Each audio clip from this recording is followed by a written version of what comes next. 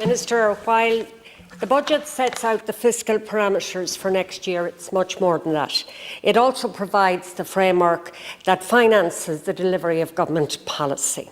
And in my short contribution, that's what I want to focus on.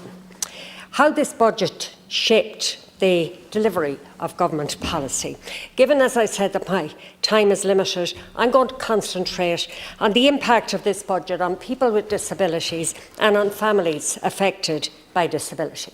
Now, internationally, Ireland is seen as one of the better countries when it comes to the distributional impacts of our budgets.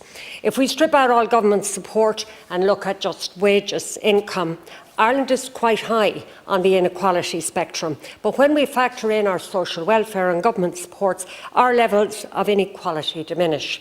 So a central question for me in any budget, in this budget, is did this budget continue with that trend? Now, if you take the one-off payments into consideration and look at the budget in the microcosm of this 1 year, the answer is largely yes. But, Minister, every budget must be assessed in context, and that context is that this year's budget builds on last year's budget, and crucially, it provides the foundation for next year's budget. However, one-off payments are not part of that foundation, and while they are most welcome and badly needed, they are temporary. The tax changes that will benefit the better off more than those on lower incomes are locked in, but the one-off measures which provide the safety net needed by many families and individuals will be long gone by next summer. That's not progressive, Minister. Now, in regard to disability, the ESRI have done an analysis of the impact on disability budgeting, and their findings are clear.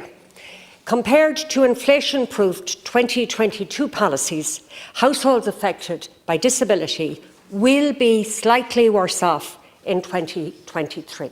That's their finding, and that includes one-off payments. But when those end, the picture will be grimmer. Those are the findings from the ESRI. So it's important also to state, Minister, that the number of households affected by disability has grown by 50% since 2007. So more families are negatively impacted. And this doesn't take into consideration the cost of disability, which, as you know, is hugely significant. Your own report in 2021 found that the additional cost of disability ranged somewhere between about €9,000 and €12,500 per annum, and that estimate was before the current spike in the cost of energy and runaway inflation. Now, Minister, staying with people who have a disability, and this point was raised by one or two colleagues, and I think it's a really important one. When they reach the pension age, they automatically go on to the old age pension and they'll be excluded from the €500 payment. Now, the disability still remains and, in fact, often worsens as people get older, yet they cannot access this one-off payment.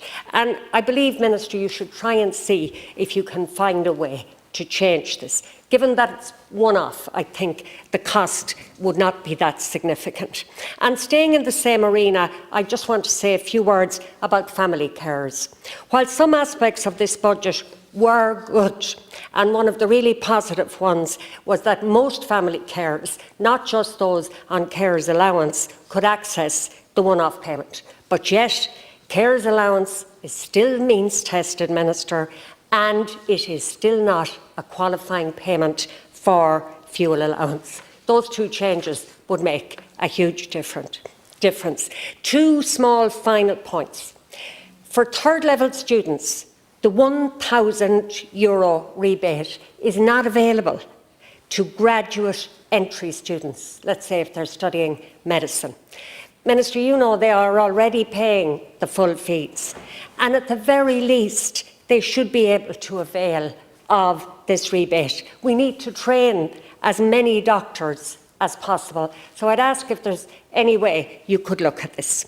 And finally, many people are now really interested in renovating old or derelict homes. Creeconia is a good scheme, especially since its extension to rural areas. But, Minister, it's crucial that local authorities are adequately resourced, both in terms of finance and personnel, to support what is a good scheme.